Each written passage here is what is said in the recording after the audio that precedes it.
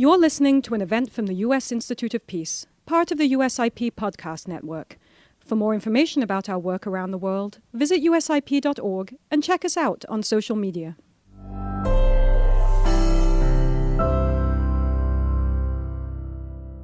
Hello, everyone. We're going to get started now. We at USIP are really thrilled to have this virtual audience here today to listen and engage with this panel on women and youth participation in nonviolent action. My name is Matthew Cebul. I'm a researcher with USIP's Nonviolent Action Program, and I'll be moderating today's discussion. I'll say more about the panel's origins here in a minute, but to start, I'd like to first introduce our four panelists. Dr. Jennifer Earl is a professor of sociology at the University of Arizona and a prolific expert in the social movements field, particularly regarding issues of movement repression. Among many published works, her 2011 book, Digitally Enabled Social Change, explores nonviolent activism in the internet age, and she's also written extensively on youth activism and political engagement. Marwa Louati, who is not here at the moment, but hopefully will be joining us soon, is an international development professional and a Tunisian civil society activist.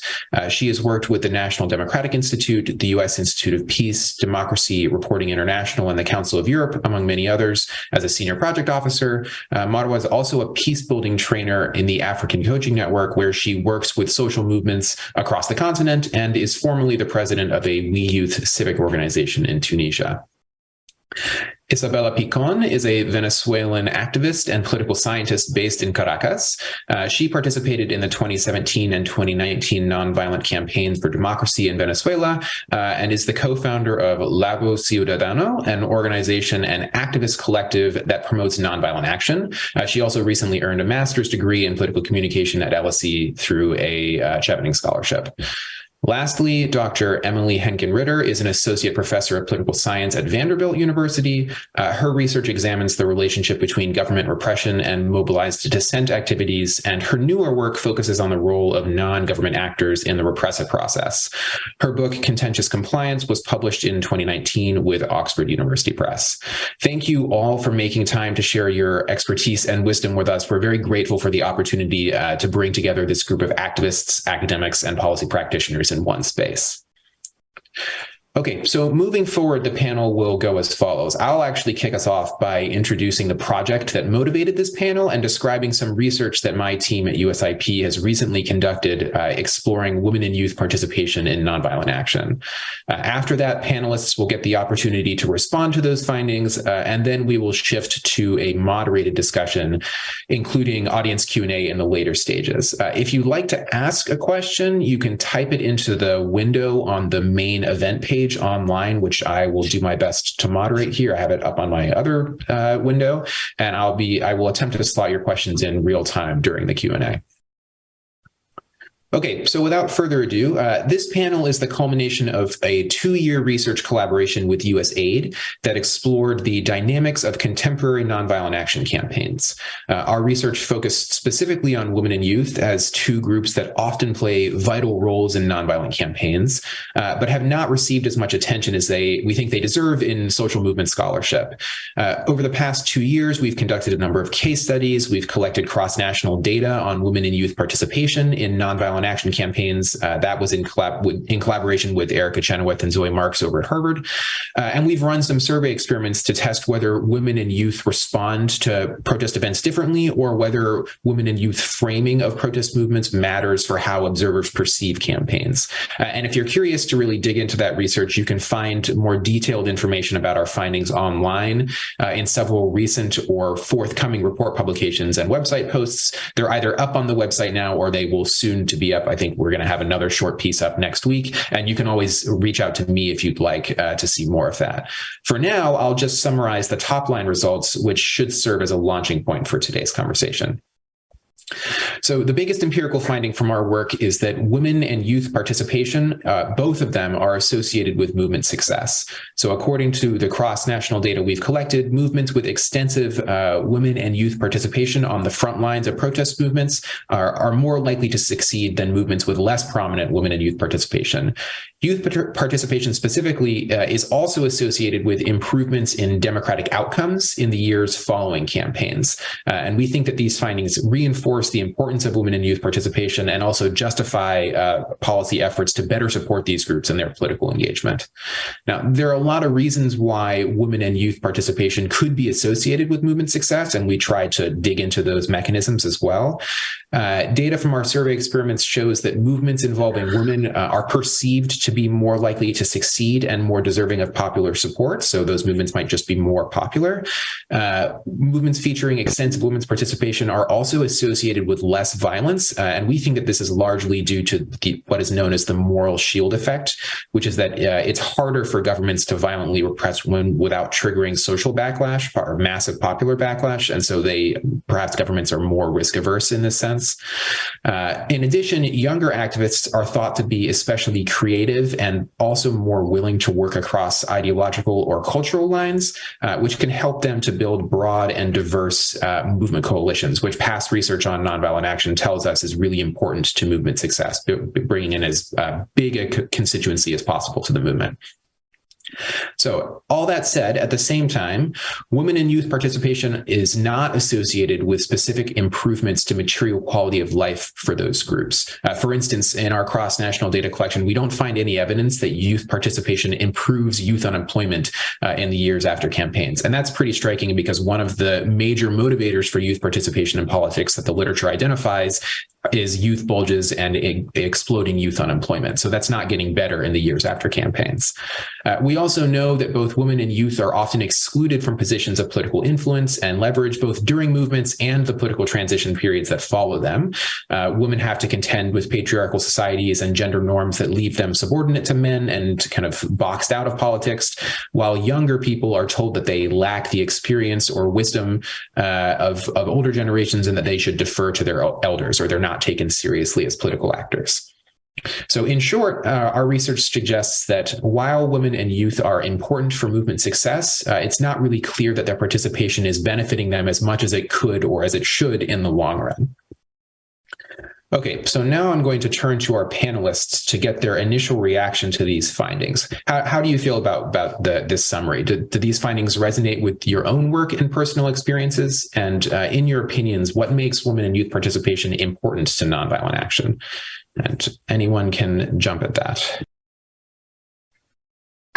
So I'm really excited about these findings. I think they're really fascinating. I also think that they are reflecting the fact that the broader the coalitions are that are involved in a movement, the more likely they are to be successful.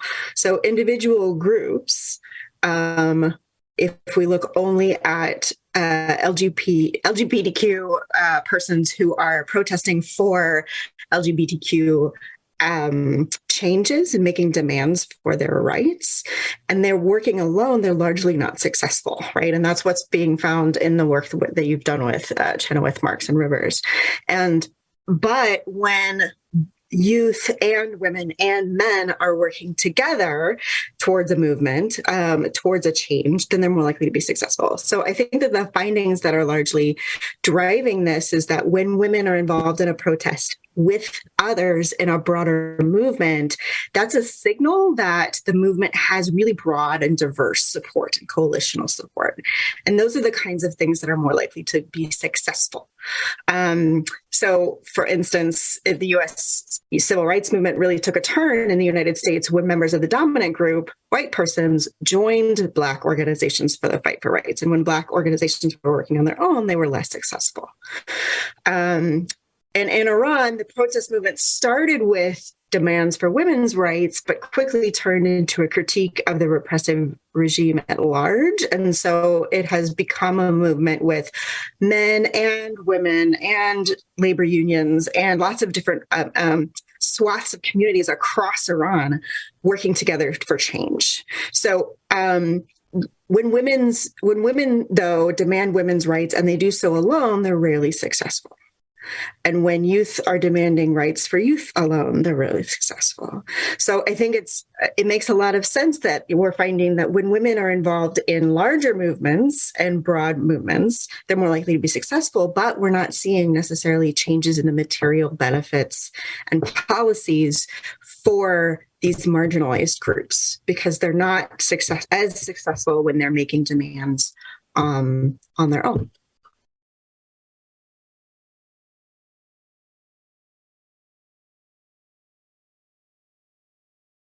Isabella, do you want to go next or shall I? I just wanted to point out that I think women, my perception is that, or when I started studying civil resistance and started doing it because I became an activist, I felt that civil resistance studies were like excessively focused on products, on outcomes rather than process, on like how movements are built. And women are very, I don't want to essentialize because I think that's a problem, like essentializing that women are good for peace and are focused on, for example, caring duties, etc. But many women are very good at curating spaces that sustain movements. And this makes movements more resilient. Like the way I became an activist was because my father was in prison, and this was in 2017 after like the 4 months of protests in Venezuela, and I was very, very depressed. And I went to a meeting, sort of like a very small assembly that was near my house, with some people that I knew, some people that I knew were going to be there. And Seymar, someone that I had done activism with, sort of like took me on her arm and told me, like, asked me, like, how are you? And like, are you kind of ready to come back to us? And I was like, actually, maybe I am, and she exercised that role of, how are you? And the other, her partner, a guy, was kind of basically organizing stuff and like doing doing more, I guess, more operative work. But what Seymar did actually was what actually added me into their numbers. And this meant that I was now participating again. So I think one of the reasons why women are like essential for social movements is because the curation of spaces and the sustaining processes of deliberation and they're like essential for that. And it's actually work that is not recognized and that not only women should do. The problem is, one of the problems is that we think, oh, well, women are doing that.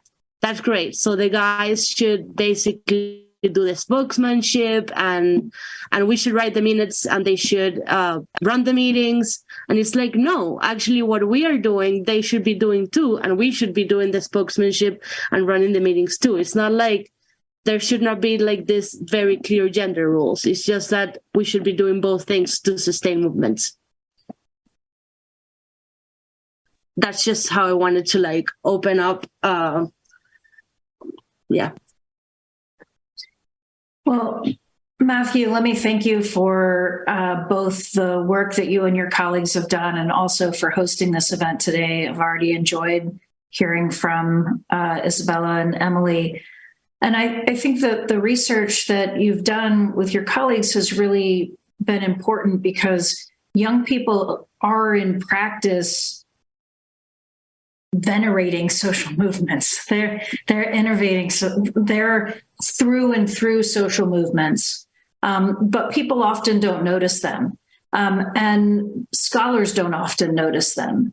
And when they do, as you mentioned, they often notice them to say that this isn't for you, or you have to do it our way, or you don't know enough.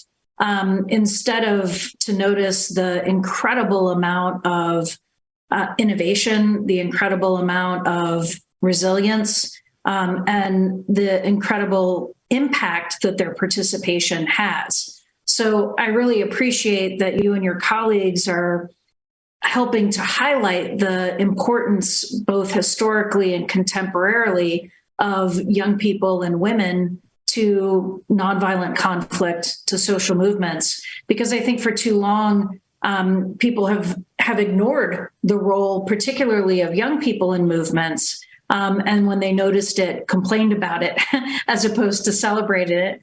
And as academics really approached it the way older people approach looking at, many older people approach looking at younger people's actions, like through our mindset. So we have concepts like biographical availability to explain the specialness of young people, which is that young people have this incredible amount of free time. Maybe not the young people I know, but they have this incredible amount of free time, and that's what's special about them. And I think more and more scholarship and the work that you and your colleagues are doing is, I think, helping to push this forward. More and more scholarship is recognizing that that's not really probably capturing the full or most important impacts of young people's participation in movements. Instead, we really need to think about what it means to have distinct interests from older movement members. What's it mean to be a young Iranian woman versus an older Iranian woman? What's it mean to be a young Black woman versus an older Black man in Black Lives Matter? What's the unique interests that young people have? And then how do those interests, the innovation, the participation of young people, how does that help transform movements in more fundamental ways than they're biographically available or something?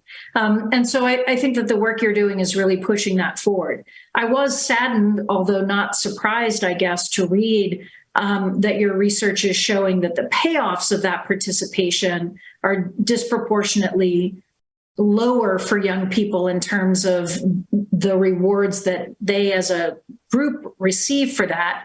Not surprised in the sense that young people have been formally politically excluded, and when they're not formally politically excluded, are often face, this heated criticism from friend and foe. And so it's not surprising that their important contributions don't just get denigrated on the front end, they also get diminished on the back end. I hope that your findings, though, point to a way that international actors and national social movements can focus on rectifying that, both then highlighting young people on the front end and also helping to reward that participation on the back end.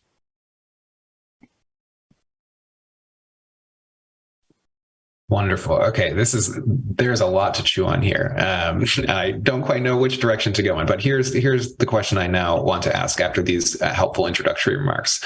So I wanted to jump on something that Emily said about my question is about the relationship between women's issues and kind of broader protest participation. So which of these comes first?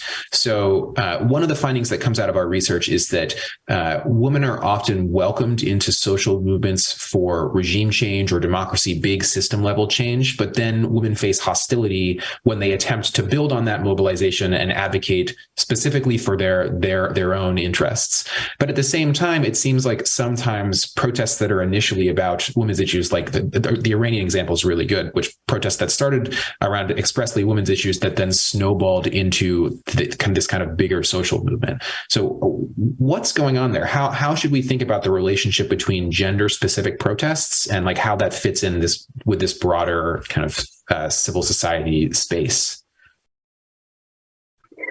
I feel like so I wish I had a direct answer for you. Like, I wish I could say, this is what comes first and this is why, and this is how it works. And I honestly don't know that. But what I will say is that I think it's related to the fact that there are multiple actors who were involved in repressive policies, right? So there's a government that makes policies, that decides to use violence by using the military or the police, and decides what the framework or the structure of repression is going to be. And then there's society, right? And in particular, there are dominant actors in society that carry out the repressive policies in the structure that the government creates. And so when that societal actor, right? So if we're talking about women, often when we're talking about the dominant group in society, we're talking about men or male identified persons. And so when men see a place that they can benefit or hear demands that they can broaden to their benefit, then they will do so. So they'll do what happened in Iran. It's not necessarily, we can't conclude from the fact that there's this broad coalition and support that all of these people support women's rights, but they could take women's rights and turn it into a focus on the repressiveness of the regime at large. And because the dominant group was so repressed as well under the Iranian government, they're willing to do that. If they weren't also repressed, right? If they were benefiting from the structures that the women were protesting, then they would be less likely to join them, right?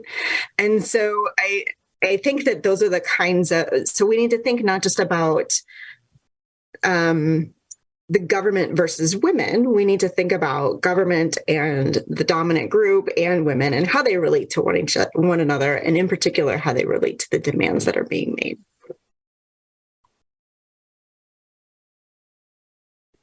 Isa, are you looking to add to that? You're unmuted. Just one. No. I'm just like just absorbing. Yes. Well, I will direct it at you anyways, because I'm curious. You had gotten at another question I have that's related about kind of unique gender roles in protest movements. Mm-hmm. So, you're describing, I think, what I suspect is a relatively common struggle for women activists, and I'm just curious how you see the way forward to navigate those issues, especially as they relate to then which objectives or priorities these movements are focusing on. Yeah, I mean, the more time I spend in like activism and politics, the more I feel it, like the higher in the echelon of decision making I go, the more I feel it. I mean, if you're in I'm gonna explain the difference between what I was doing in 2017 and what I'm doing now. 2017, I had a tactical role. I was basically doing pancartas. I was doing painting stuff and doing tactical things. And that place is a place of horizontality and camaraderie, and it's beautiful. When you go into the strategy, into, okay, what are we going to prioritize today? What should we communicate? Which organizations should we ally with? Like right now, I'm trying to connect civil society organizations and political parties to join forces on water issues or subway system, or our theory of change has to do with causes, with building unity, but around certain causes, rather than top down. We need to have a grand strategy from the beginning, because obviously the manual says that you need unity, discipline, and planning, but it doesn't really work. In practice, unity is not built top down like that.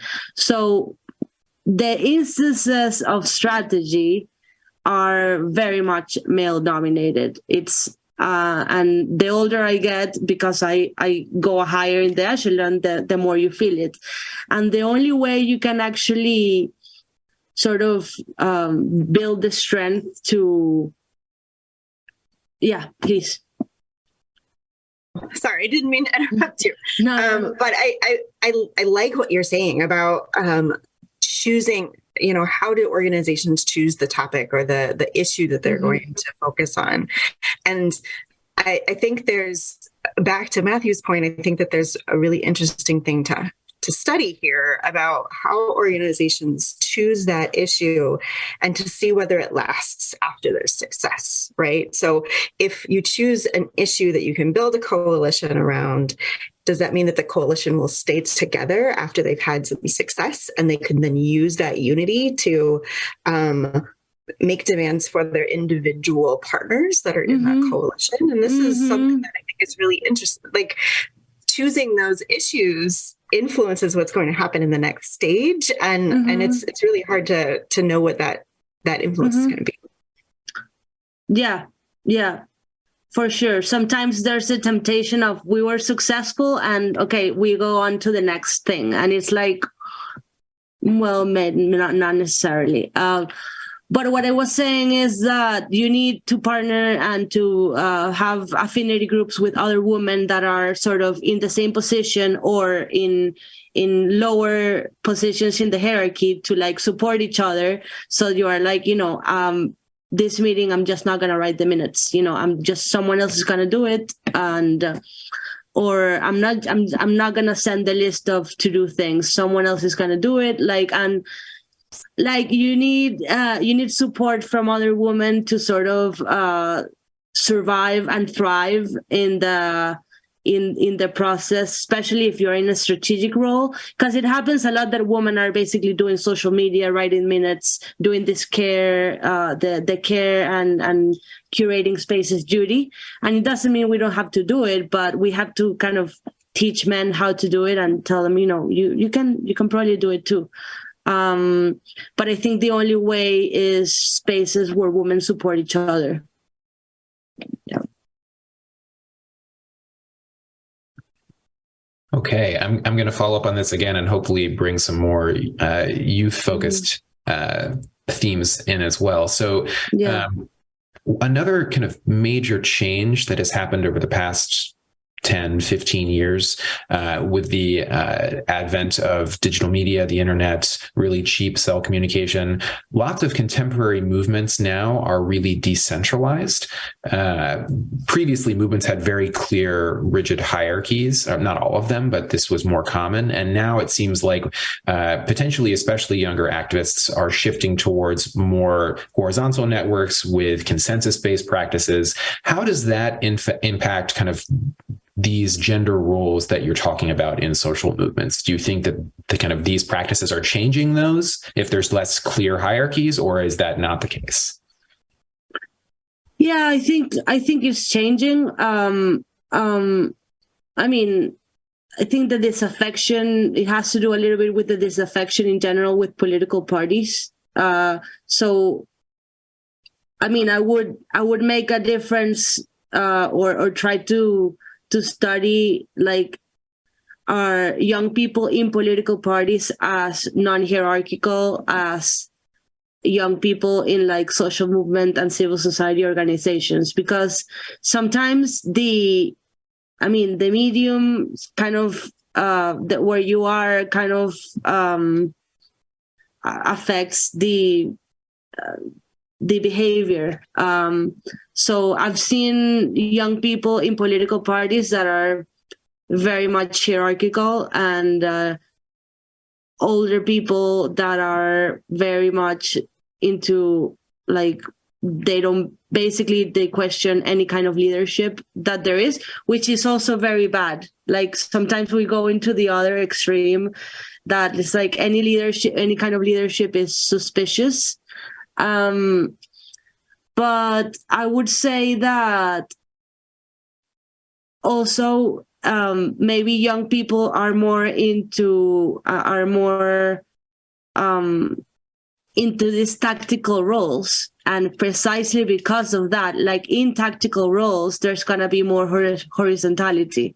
If the task is to to do a creative protest, then, in a creative process, you need sort of horizontality. But in a strategic process, you need a few decision makers. So I'm a little bit skeptical of like young people are essentially like non-hierarchical, or I don't know if that's exactly the case, but that's just me. I mean, yeah. So if I could jump in, I mean, I would agree that I wouldn't want to essentialize the characteristics of either young people as a group, because that's a difficult grouping. There are lots of different intersectional identities amongst young people that make important differences, and I wouldn't want to essentialize those either, or women. But I think maybe a different way to come at this is to think about the position within a political context that is leading people to be outside of organizations, because the technology doesn't cause people to go outside of organizations. It allows them to.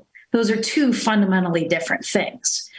People might have had an appetite to work outside of organizations long before there were digital and social media, but they didn't have the means to easily do so, to cheaply do so, to quickly do so.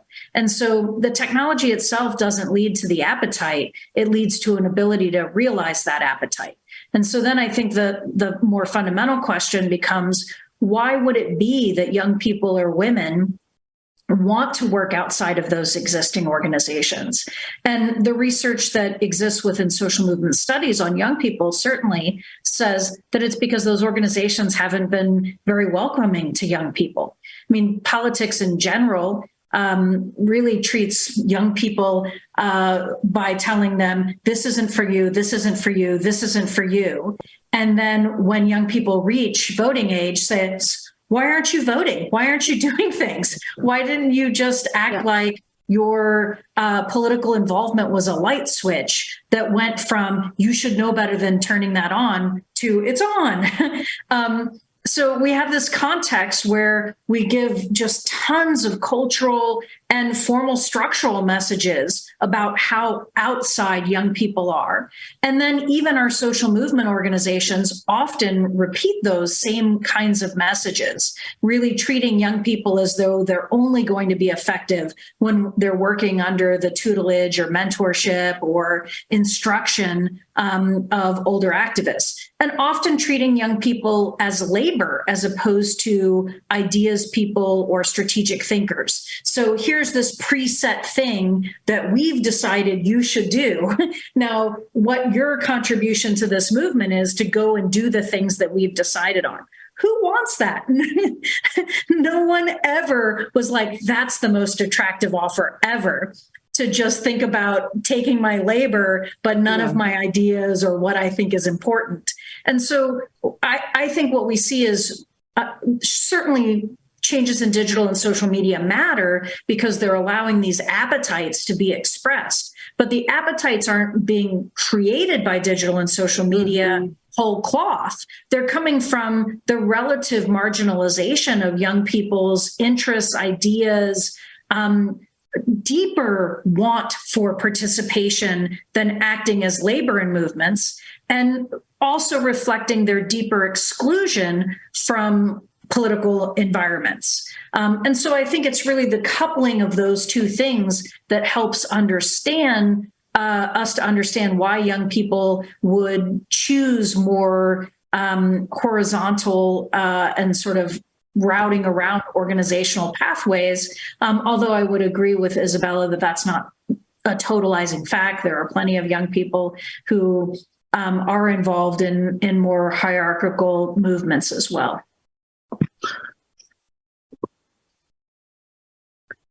I would say that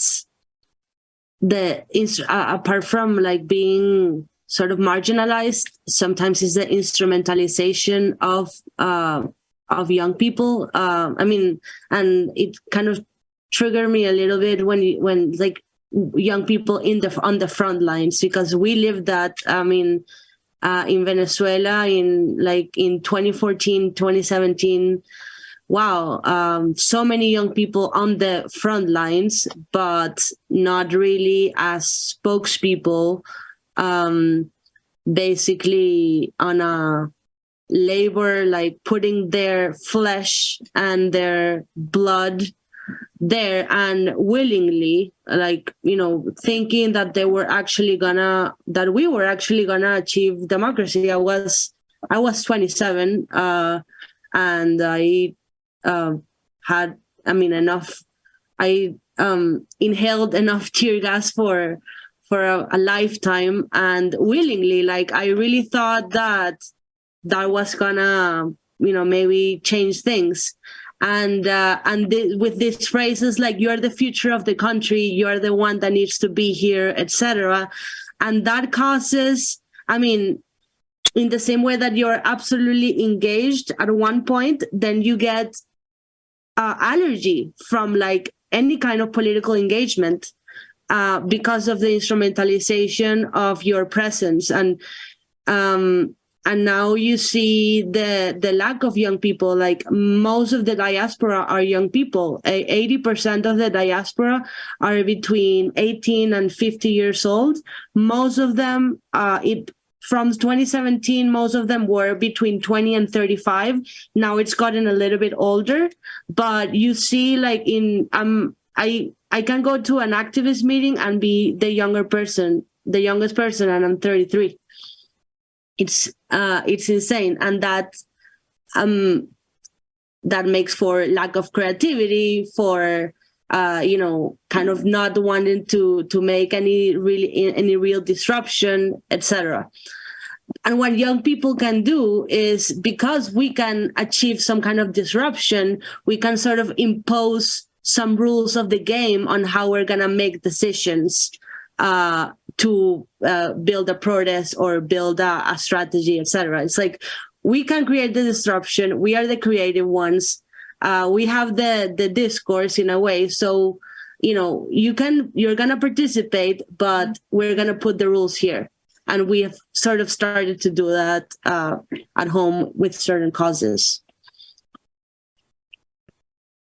Okay, so I'm going to jump in here, and because we're kind of circling indirectly around something that I want to ask directly about. So we often talk about generational gaps or generational differences or kind of divides between, hopefully without essentializing them, younger groups versus older groups. But we don't talk as much about specific strategies for how younger and older generations of activists can build big bridges and work together. And obviously these comments are all related to this, about how youth feel marginalized and are not respected by older generations of activists. So I'm just curious, do you have kind of examples in mind of cases in which this has worked well, or what are the conditions that civil society organizations need to develop to try and better include younger people? This is for me, or you, if you'd like, sure.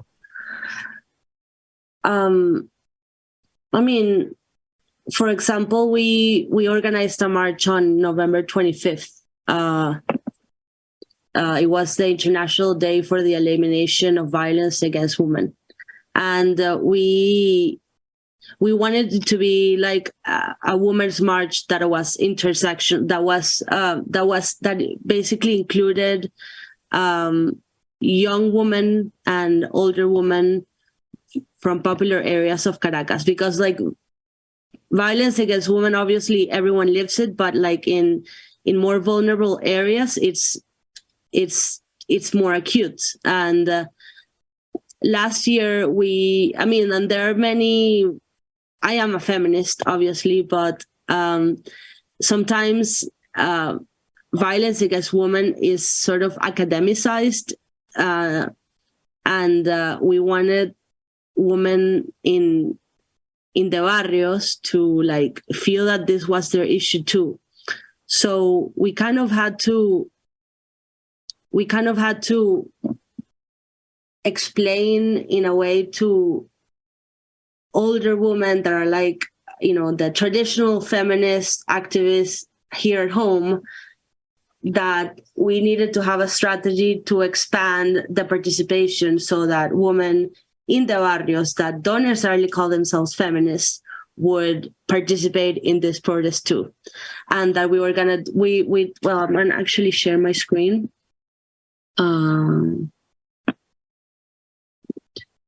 Here it is. That's my email, but here.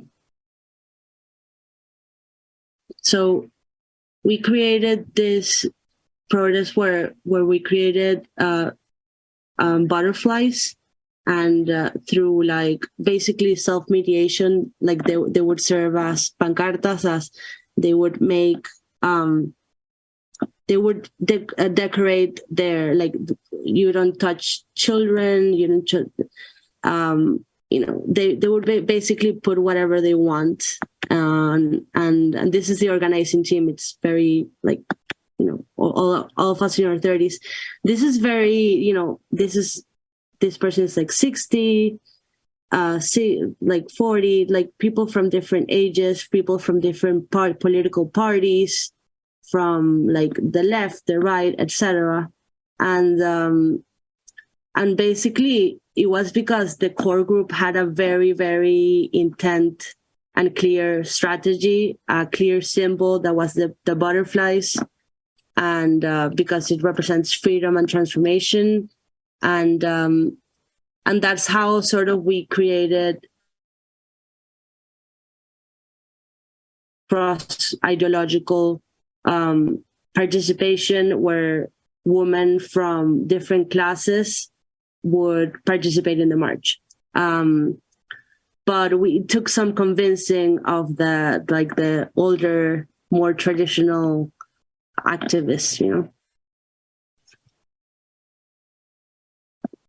So if I could jump in and add to this, I have my general answer is that we need to really think about allyship as a model for moving forward.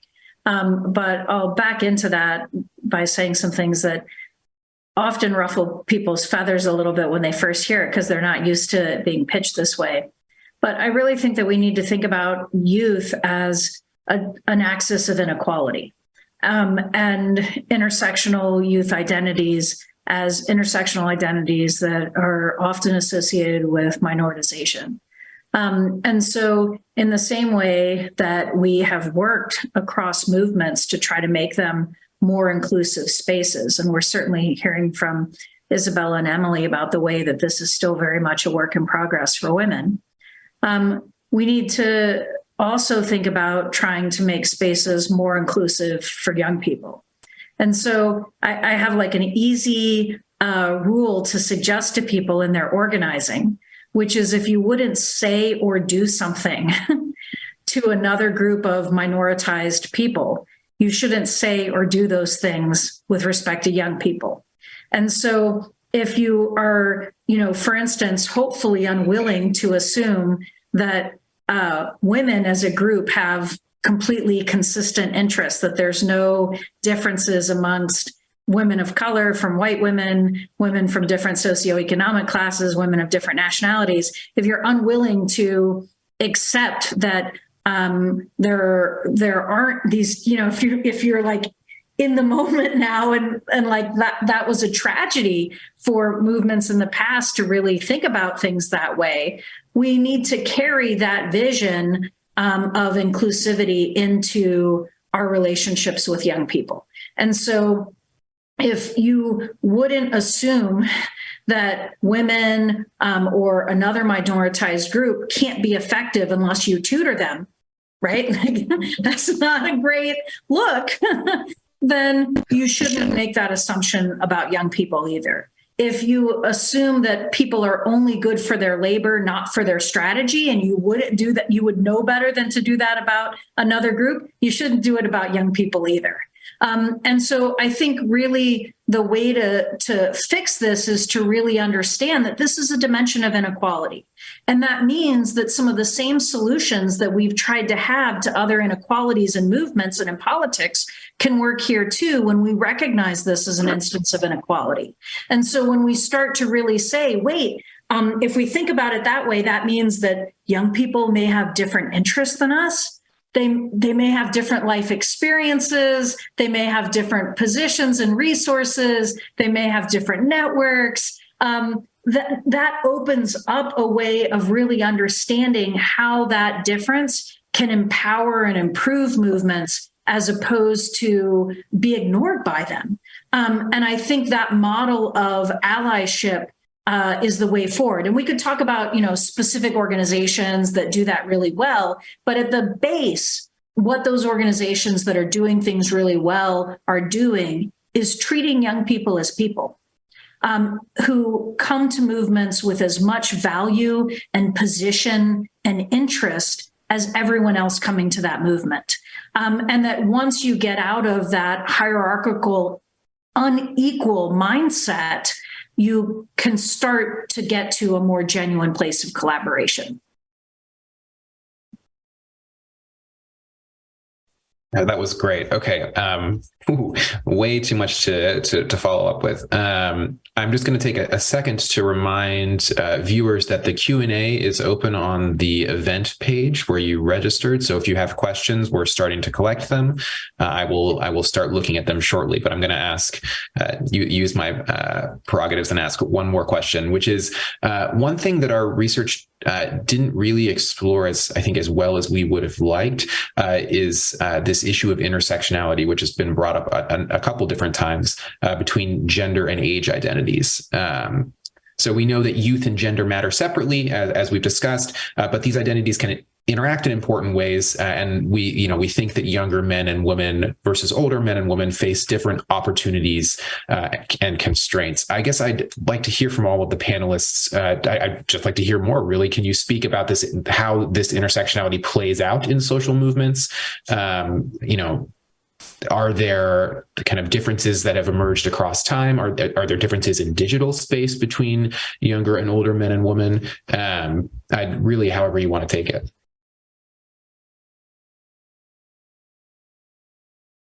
I mean, I would be happy for somebody else to go first if they'd like to, but I have some thoughts on it as well.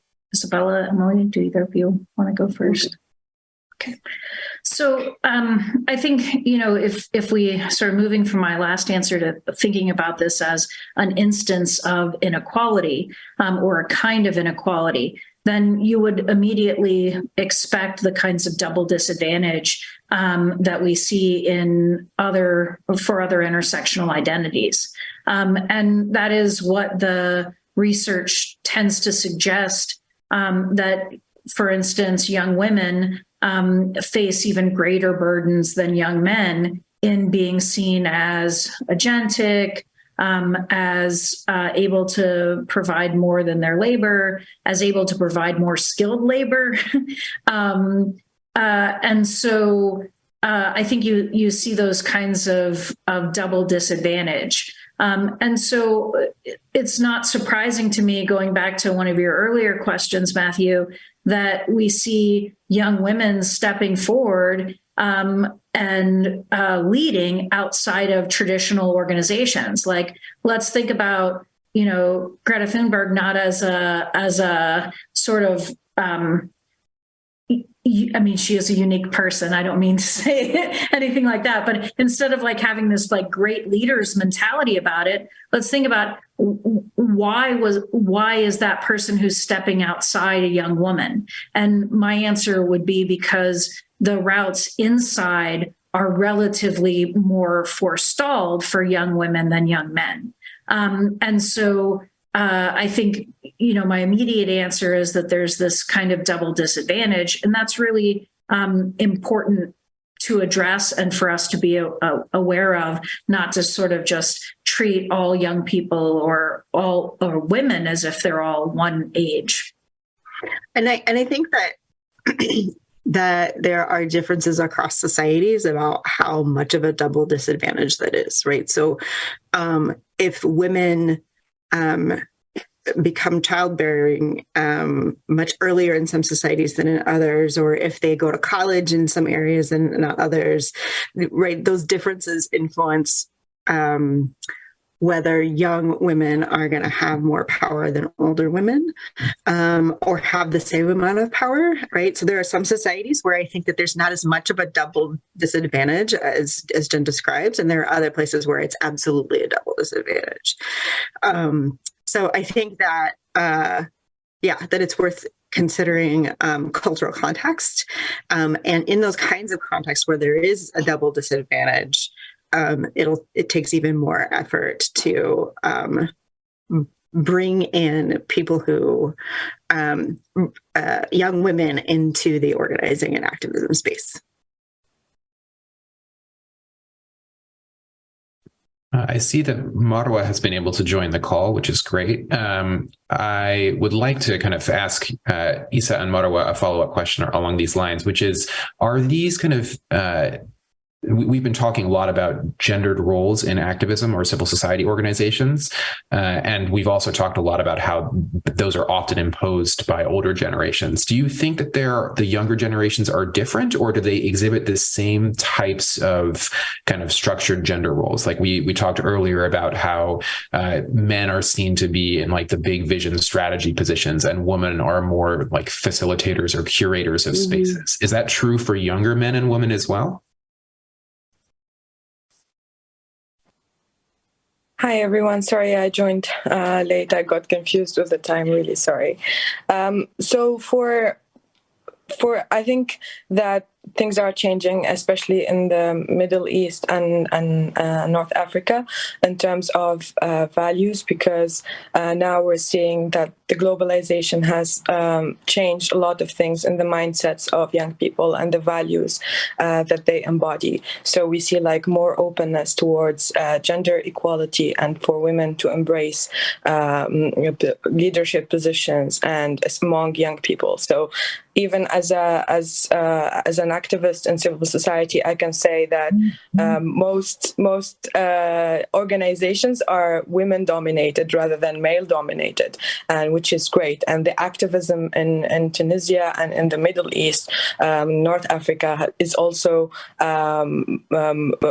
has been shaped by women's presence in the field, and they have contributed a lot in the fight for women's rights, especially, and also for minorities' rights. And that's, I think, a great way to make gender equality not just a slogan, but at least in activism, we see it broadly, and we see it pervasively, that the fight is on, and also that young people in general are calling for gender equality, and women are taking more of leadership roles.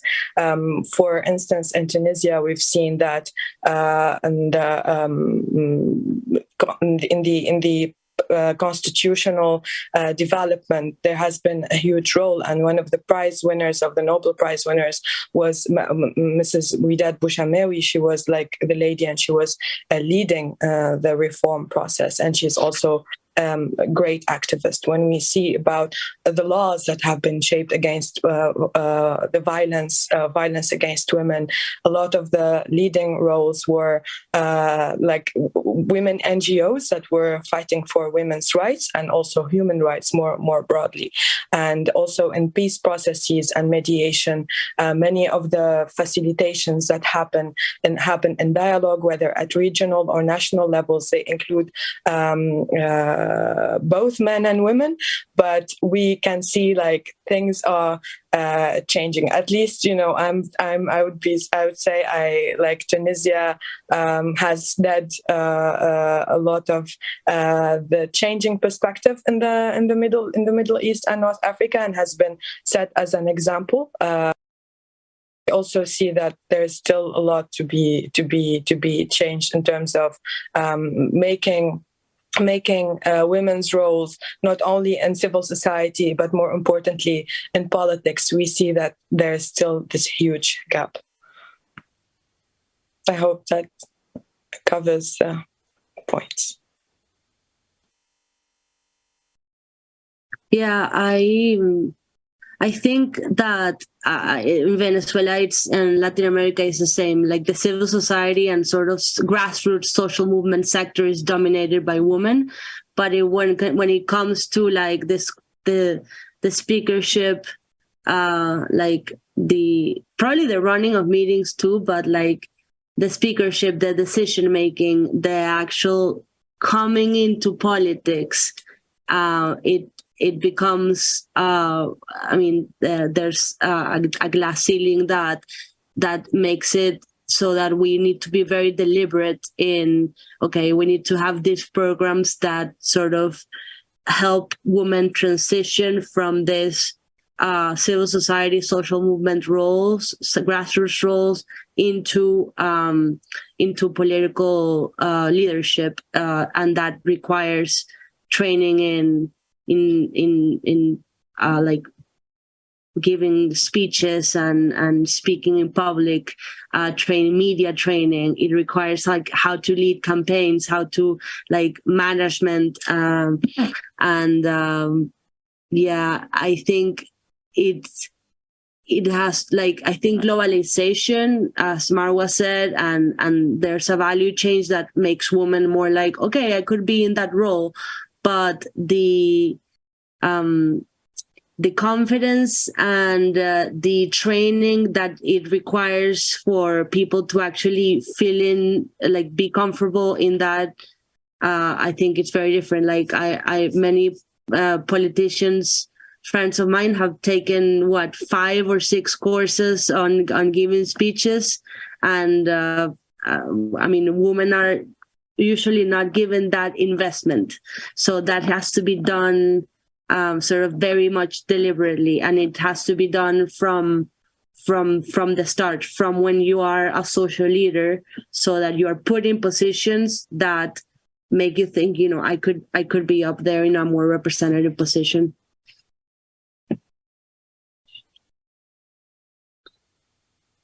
Got it. Okay, I'm going to turn to some of the audience questions now.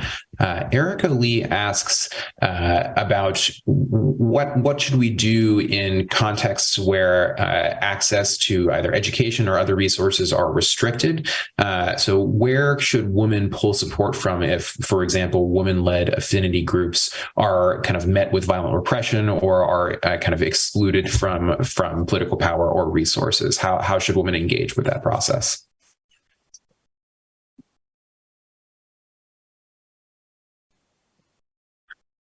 I think I'm the one that mentioned women-led affinity groups, so I'm going to try to answer the question. I think first,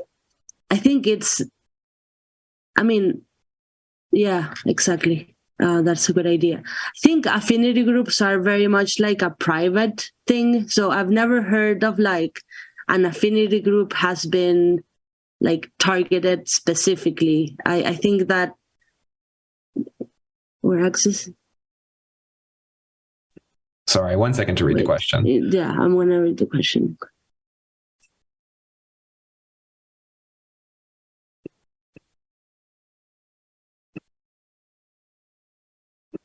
Well, I think that's, I think one of the last questions or one of the last talking points of this panel, it was going to be like, how can the international community help? External support. And I think external support can actually, should help women affinity groups sort of deal with emergencies, deal with moments where when a woman needs help because of repression, etc. I think that's a really important area of support for the international community. I 100% agree with that, and I think this can also be a place where courts and law can be really useful. So one of the cases that I look at in the paper that I've been writing on this topic is in Turkey. And in this case, we're looking at the case of femicide in Turkey.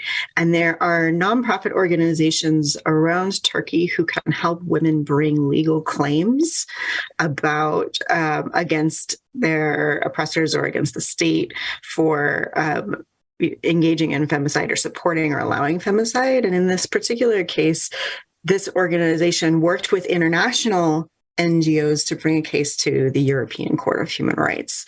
So not only, I think, is it really important for international organizations, non-governmental organizations, and governments to support women in these kinds of spaces where they have less local or domestic resources available to them, but we can also use things beyond traditional protest actions and instead use things like legal claims to be able to pressure governments for change.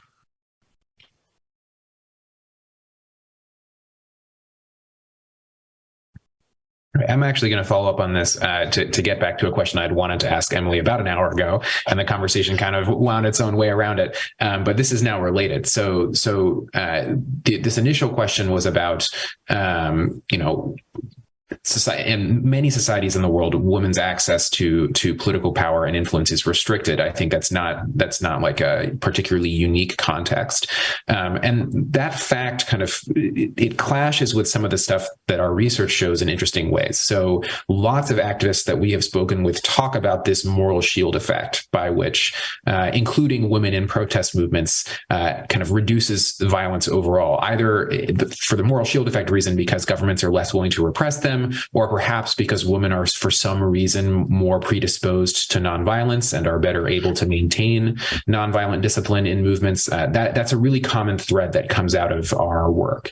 At the same time, you've kind of pointed out a couple of times here that domestic resources for women might be really constrained, that societies find ways to repress women. So those seem like their intention to me. Like how can regimes get away, not be able to repress women in social movements, but find ways to systematically repress them kind of elsewhere? And I know you've done some work on this, so I would love to hear more about that from you. There's a lot there to answer this question. I think there are two things to think about. One is how social ideas of women or norms about women create this tension. And then there's also the process of repression that leads to this tension. So in the first place, there are often in lots of different places, and in fact, probably in most places, there's this norm that women are vulnerable, they're to be protected by men. There's something that they are this group of people and individuals who need protection and should never be attacked. They should be supported. They should be, we don't kill women because they are gentle and soft, right? And I think that norm can be really cross-cutting. One, in that it creates this moral shield, as you described, right? Like that the police can't get away with shooting a bunch of women in an open field or in an open space. But at the same time, it undercuts the belief that women should have power or have rights, right? So if society sees women under this norm of gentility or vulnerability, it can serve them in this way of the moral shield, but also undermine whether they are perceived as being deserving of these kinds of rights and protections that they're asking for. I think there's also an element of there's a difference between the government responding to protests with violence and governments actually changing policies or practices, right? So governments might not shoot into the crowds if there are women there because they know there will be societal backlash, but they can easily get away with passing a policy 5 months later, when people aren't paying attention anymore, that is a repressive policy. Or they might not shoot into the crowds and let the protest happen, but then not actually change anything. And that's especially likely if the dominant groups in society will support the government in that, right? So they may not want them to shoot women, but they're perfectly happy not voting them into power, right? And so when they are, so I think bearing in mind the distinction between that response and overall processes of oppression and repression is important for understanding that distinction that you found. Got it. Okay. So Shams in the audience chat asks a question about kind of along the same lines of how to deal with repression, but the question is specifically about education. So, and in Afghanistan, so younger generations of women in Afghanistan are restricted potentially even from basic educational opportunities. And I'm wondering if kind of this education problem is specific and requires specific responses. So how should we think about lack of educational opportunities for women as a barrier to social movement participation? And you know, does that, I assume that extends beyond Afghanistan as a context?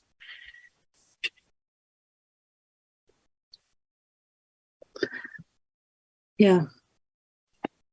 I don't have an answer to that situation, but I mean, I have an example of how we are dealing with that at home. I have a friend, Daniela, who actually was one of the organizers of the march on the 25th of November.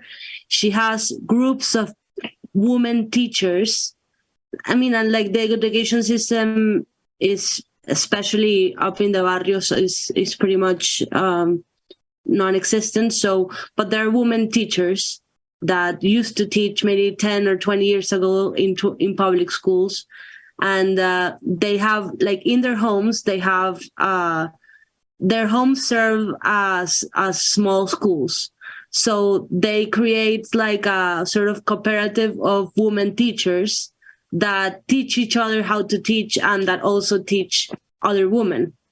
And because they go through a training to like hone their teaching abilities and their, you know, and to cope with the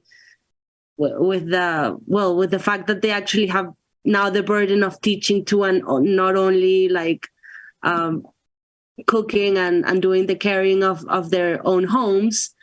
They go through this training and they create affinity groups.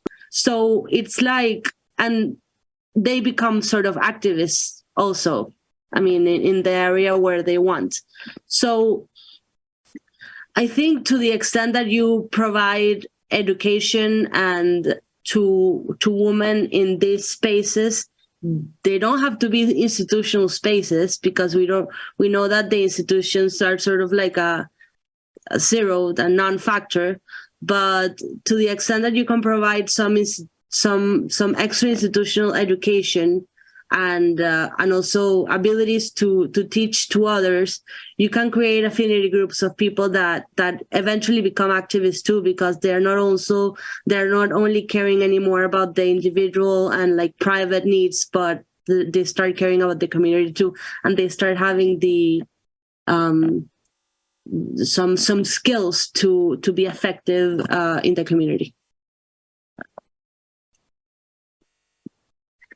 So I don't think this is oh, sorry. Please go ahead. I saw you on mute. Please. That's okay. You go ahead first. It's fine. Okay. So I was just gonna actually emphasize what Isabella said, like in contexts where there is a lot of violence and threats of police arrests, I think that homes, and also historically, like through colonialism, and also when women didn't have as much rights as they do today in the world, homes were an important place where education and activism and preparations for tactics and for strategies were taking place in informal settings at homes, and home education is very important, especially in places like Afghanistan now, with the restrictions even on young girls like going to school. So homeschooling has become very crucial to ensure that the young girls continue to receive education and not to become illiterate. And also women and homes in general. Even when we talk about people who are looked up from the police, homes are a refuge for places where people can hide. And historically, this is where people in general have been either hiding, educating, preparing for their activism, and to fight police forces or to fight colonial forces, and to avoid any violent clashes in general. What is very important here is that, especially with the technological developments, that we utilize the platforms that are safe and secure for the communication, if there is internet, of course, because now we live in also in a world where internet is not in place or doesn't exist everywhere in the same way. But whether there is internet or not, I think humanity as a whole has been able to implement and develop tactics where it can in secrecy continue to do the activism and does not stop just because there is a violent police forces or violent regime that oppresses people. The women played historically a huge role, and they will continue to lead this role, whether it be at homes or at institutional level. And I don't think that the world really understands or fathoms the importance that women played over time to make regime changes through home activism as well. Just to sort of extend off that, I think instead of taking this question from my perspective as, what to do, I could ask what has been done in the past. And I think we could look at research by folks like Katie Pierce on former Soviet bloc nations. How did people resist in Soviet times? Hank Johnston's work is also on that topic. We have a lot of good work that is about how people have managed in highly securitized spaces that have made potentially extended family and friendship networks parts of the surveillance apparatus, how people resist. And we just heard a great application of that work to now. And we might also think about the ways that cultural groups and other kinds of affinity groups that are more allowable become politicized, become spaces that are protected. So, for instance, language learning groups or language retention groups have historically become politicized and been places where people can hold on to resistance. But pivoting this in just one other direction, I think this really points to the importance of thinking about the multiple layers of control that young people, that women, that other minoritized groups face. And because exactly the question that you posed, that Emily spoke to before, about this juxtaposition of women being safer from immediate repression and yet being really repressed by states.